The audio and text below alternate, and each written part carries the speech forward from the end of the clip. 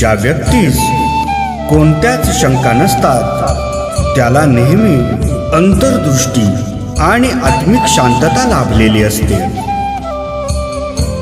लालसा ही सर्वात विनाशकारक आहे, जी आपल्या मनात एक साहित्यिक आवड निर्माण करते आणि ज्याचा नंतर एक असह्य आणि प्रचंड रागात बदल होतो.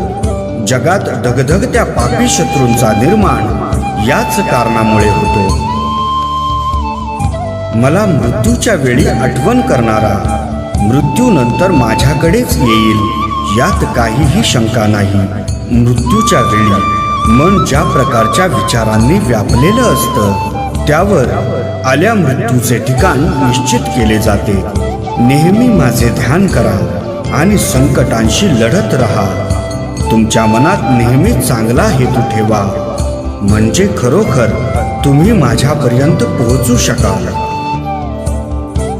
आपण जे काही करतोय ते परमेश्वराला समर्पित करण्याच्या हेतूने करा. हे कार्य तुम्हाला कायमचे जीवनात प्रचंड आनंद व स्वातंत्र्याचा अनुभव देईल.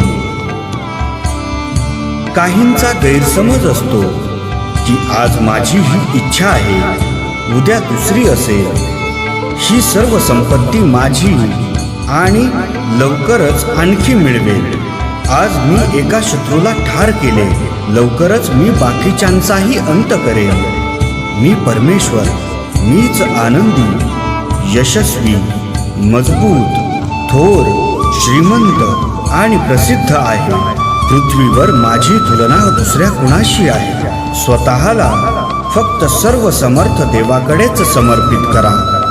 जो देवाच्या समर्थनेत असतो तो नेहमीच भीती, चिंता, काळजी आणि निराशा यापासून स्वतंत्र असतो.